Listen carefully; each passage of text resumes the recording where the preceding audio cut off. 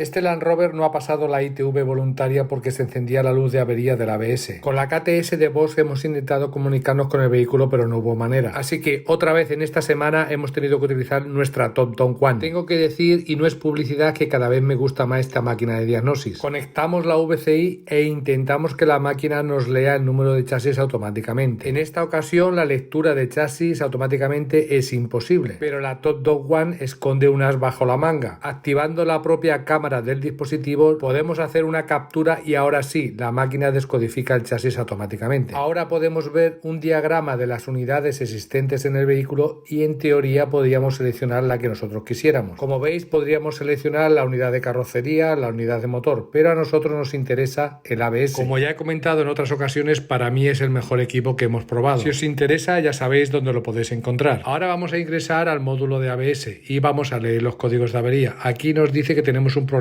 con el sensor de la rueda delantera izquierda. Bien, vamos a hacer una prueba y vamos a leer la lista de datos en modo gráfico mientras el Cristian da las vueltas a la rueda. Como podréis observar, no se muestra ningún movimiento de giro en la pantalla. Ahora probaremos en la rueda delantera derecha. Y aquí sí, aquí leemos perfectamente los giros. Levantamos el vehículo y observamos que el sensor está fuera de su sitio. Sacamos el sensor de su ubicación, limpiamos y miramos que no tenga ningún daño. El sensor del lado derecho tiene un soporte que lo fija, así que vamos a fabricar un soporte para este sensor mientras encontramos el sensor original. Desmontamos el tornillo y tomamos medidas tanto de diámetro como de altura. Y por suerte hemos encontrado una chapa que nos servirá para esta labor. Lo primero que haremos será perforar la chapa y posteriormente haremos dos pequeños cortes. Continuaremos doblando la chapa varias veces hasta que se corte por sí misma. Una vez hecho esto, haremos la primera prueba sobre el sensor. Ahora tendremos que ajustar la distancia para el agujero. Desbarbaremos la chapa para que no haya ningún problema de corte y redondearemos las dos puntas. También pasaremos la lija para quitarlo y dejarlo lo más fino posible. A continuación haremos las dobleces que sean necesarias para la forma que tiene que tener. Eliminamos el exceso de chapa para que no sea tan largo y ahora necesitaremos saber dónde tenemos que hacer el agujero. Utilizaremos un antiguo truco mecánico de manchar con grasa y colocar la pieza encima para que nos indique dónde tenemos que hacer el agujero. Al colocar la pieza encima de la grasa misma nos indicará dónde debemos taladrar. Siempre empezaremos a taladrar con una broca pequeña y poco a poco iremos aumentando el diámetro. Una vez hecho todos los agujeros, pasaremos siempre una lima para quitar las zonas ásperas de la chapa y que no tengamos problemas de corte. Posteriormente podremos redondear las esquinas de la chapa para que quede más pulido. Esto no cuesta mucho trabajo hacerlo y el acabado de la pieza queda muchísimo mejor. Ahora sí, ya podemos poner el tornillo con una arandela y fijar el soporte al cable, pero antes de eso limpiaremos los restos de grasa. Colocamos el soporte en su lugar y apretamos el tornillo. Y aunque parece suficiente para que el sensor no vuelva a salir de su lugar, este trabajo aún se puede mejorar un poco. ¿Cómo lo vamos a hacer? Bien, vamos a buscar una funda de los cables de una instalación, vamos a cortar el trozo necesario para encajarlo en el soporte y quedar un trabajo mejor hecho. Primero lo colocaremos en el cable y por último pondremos el soporte. Ahora solo quedará poner el tornillo con su arandela y apretarlo. Y por fin tendremos el sensor fijo en su ubicación. Y así es como este vehículo extranjero podrá pasar la ITV voluntaria en España. Saludos, chao.